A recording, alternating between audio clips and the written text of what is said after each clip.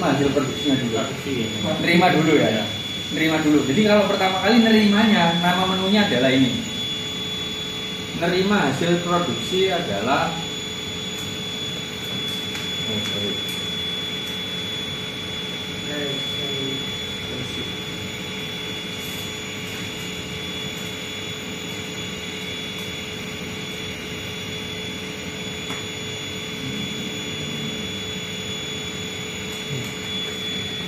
inventory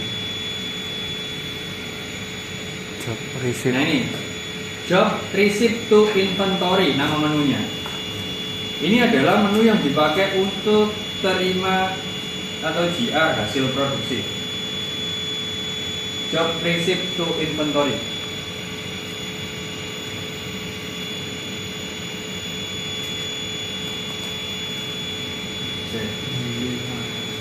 Jadi kalau bisa nanti bapak-bapak buka 2 halaman ya. Jadi halaman pertama ini untuk data nomor jobnya. Jadi nanti biar nggak bolak-balik buat copy paste nomor jobnya. Ya, jadi bisa diklik receipt job to inventory. Nah, tampilannya seperti ini. Job receipt-nya nanti nggak ada, depannya nggak ada XIG atau Nggak ada. Berarti kalau yang itu memang standar iya. bawaan. Berarti nggak ada SMT-nya mas. Jadi anggapannya menunya cuma 1. Itu aja berarti standar. Nah, tampilannya seperti ini ya. Jadi pertama nanti di sini udah diarahin nih gambarnya warnanya putih. Berarti ini bisa diisi.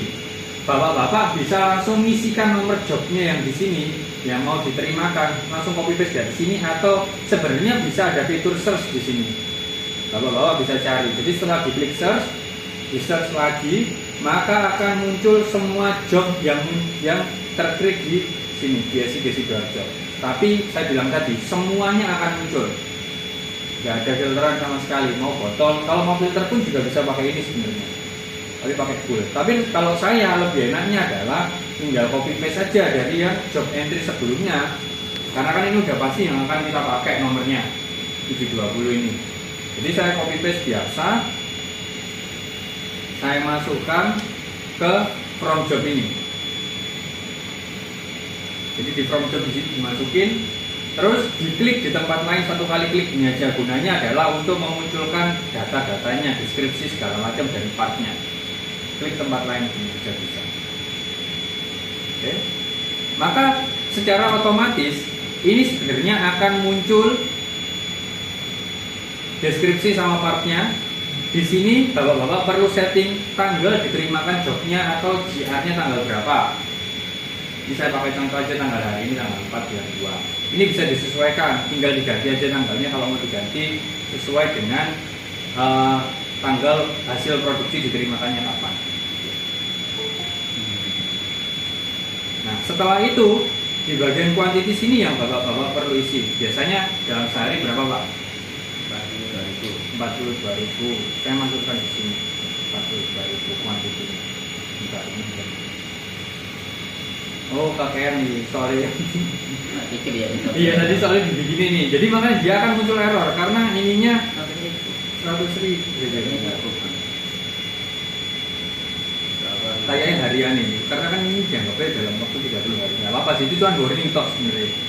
Kalau titik komanya pak? Buat kita ya pak. Misalnya ada titik komanya nanti kan belakangnya koma sekian Koma. sekian gitu.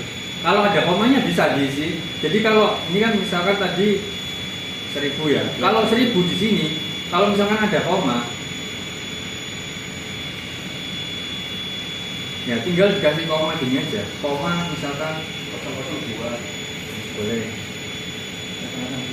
Nah, tampilannya kayak gini. Jadi kalau misalkan ada koma, bapak-bapak ya tinggal disesuaikan aja. Jadi ribuannya nggak dikasih titik juga nggak masalah. Yang penting komanya dikasih koma belakangnya. Bukan titik ya. Bukan titik. Kalau yang koma khusus koma.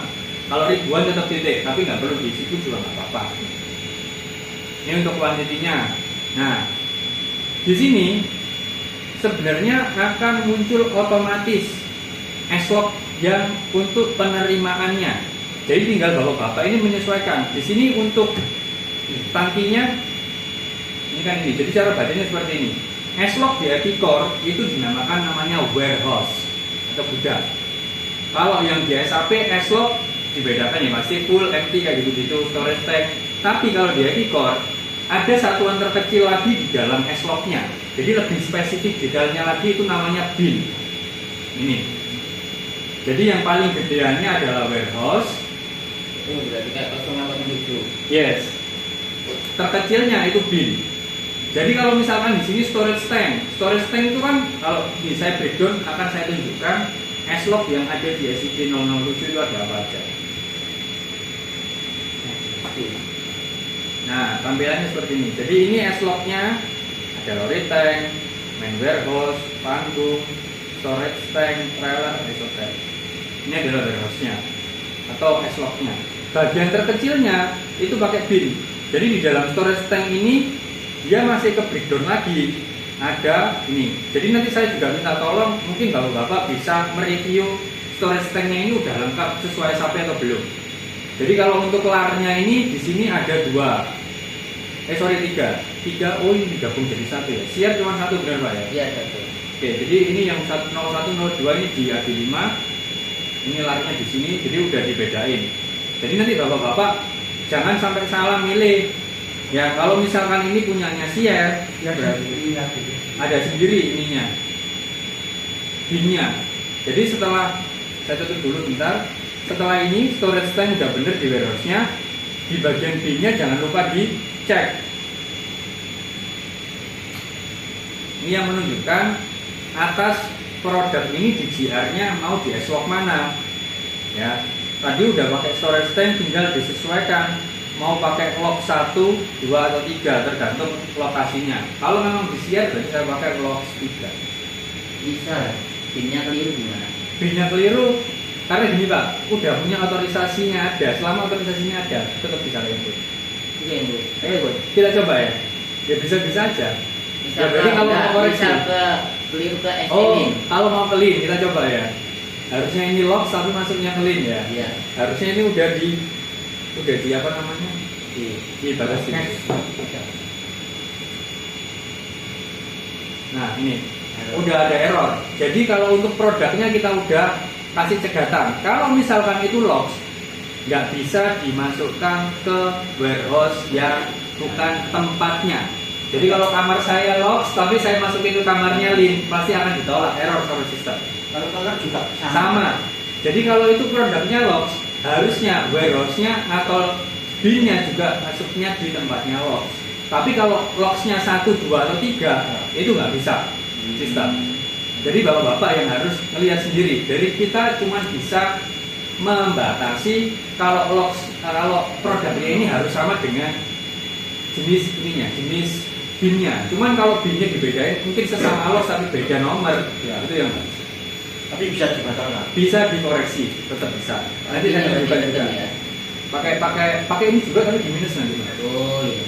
Saya tunjukin ya. Ya. Jadi kalau misalkan ini ternyata harusnya saya masukinnya di ST log 1. Harusnya ketiga tapi saya masukin ke 1. Ya. Nah, oke. Jadi bapak-bapak untuk yang ini nggak usah diotak-atik. Jadi bapak-bapak cukup di bagian warehouse 2-nya ini aja. Yang mau di-GR-kan mau dimasukkan ke S-log mana atau warehouse bin mana. Tinggal saya save. Nah, berhasil. Jadi dia nggak ada cegatan kalau di sini. Selama produknya sama, bin-nya udah sama, dia akan tetap mau proses. Seperti itu. Akan muncul ini melakukan job receipt to inventory sudah berhasil. Kenapa kok nggak dibedakan yang share sama yang SIP itu? Udah dibedakan Pak. Tapi kalau inputnya bapak salah kamar bin-nya, itu sistem nggak bisa. Seharusnya juga dibedakan kamarnya. Susah itu Pak. Karena kode materialnya kan kita pakainya sama. Ditambah share. Loh, share-nya udah ada. Kode materialnya Nggak bisa. kamarnya. Kalau format sekarang universal, nggak bisa kita nambah-nambah sendiri kayak dulu.